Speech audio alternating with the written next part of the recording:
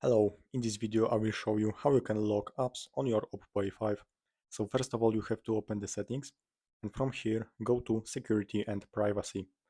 Now scroll all the way down and go to app lock.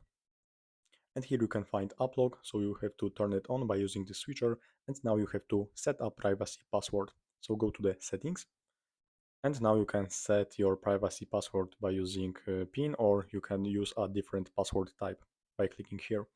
So you can select between some options. So let's take pattern for example.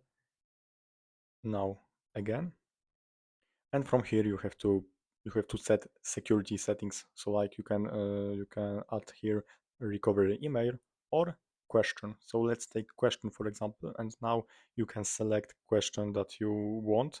So let's take former street teacher name and type here whatever. It's nothing important because it's for the example, but you have to do it normally. So now as you can see I have app locker enabled. So let's take some apps and now I have these apps in the app locker. So let's open app drawer and I enabled Amazon, so let's find it. Yes, Amazon shopping, it's here.